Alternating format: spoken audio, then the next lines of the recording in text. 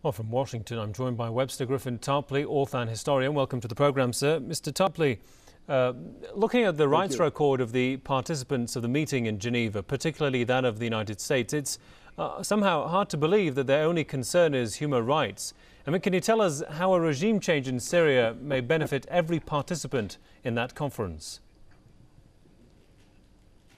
Well, the current U.S. policy under the Obama administration with Hillary Clinton at the State Department aims at the destruction of all sovereign states on this planet. It's really rolling the world situation back to the time before the Treaty of Westphalia in 1648, which established the regime of modern, independent sovereign states.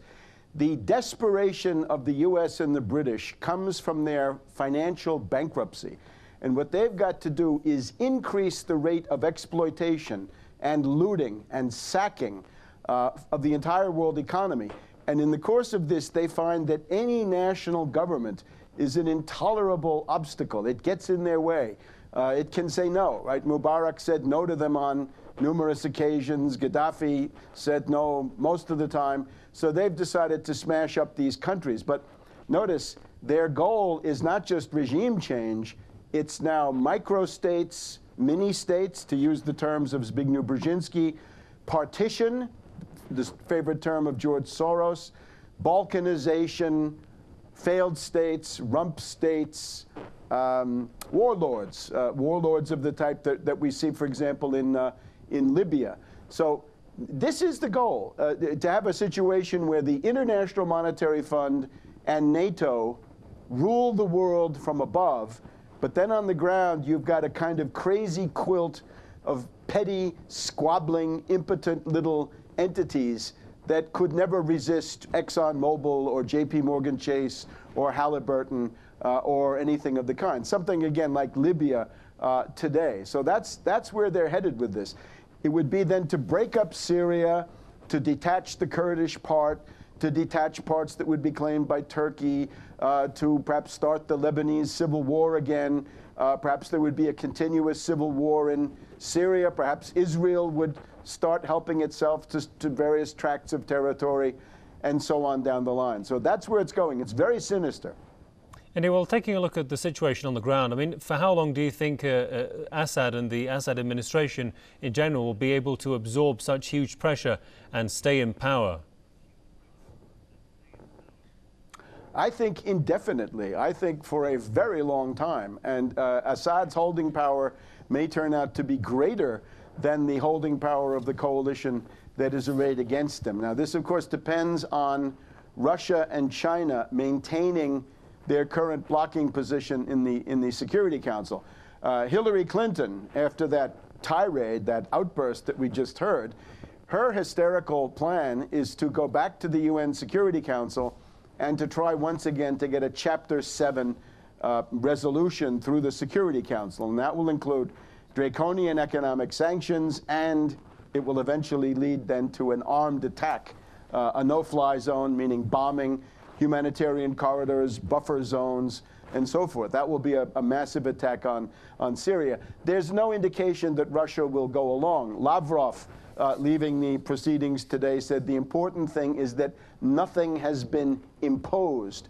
And when we look at this empty formula that they've come up with, it's a kind of a face-saving piece of rhetoric or boilerplate for all of them. On the one side, Assad and his government have said, we will not accept a solution dictated by foreigners. That's sound policy. And then we have the Syrian National Council, always helpful in this way. They say they will never negotiate with Assad because Assad has blood on his hands. We're finding out right now, thanks to the Frankfurter Allgemeine Zeitung of Germany, big conservative paper in Frankfurt, that it was the Free Syrian Army that carried out the Hula massacre. Not Assad, not the Syrian army, but rather these bloody NATO death squads that have been brought in, which Hillary Clinton is supporting, and Haig and Fabius and the rest of these people. And indeed, Kofi Annan, the hypocrite, is nothing but a front man for essentially these death squads. Indeed. I mean, there is talk of a coalition government, and you pointed to it briefly. But I mean, how likely will this coalition government be formed, and just how much will Assad agree to it?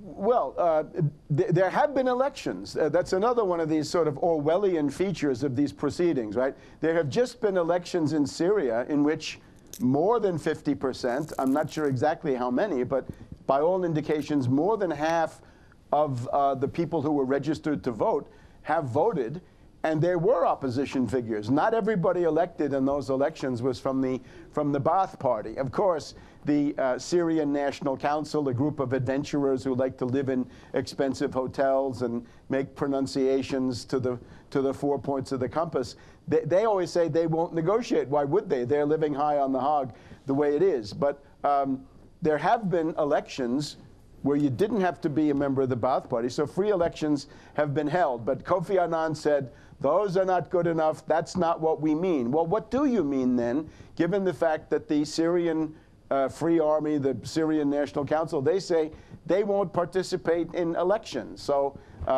they are the ones who are intractable, and the guilt for the crisis goes to them. I think Assad can hold out for quite a while. Indeed, fair enough. We'll leave it there for the time being. Many thanks to Dr. Webster Griffin Tarpley, author and historian from Washington. You.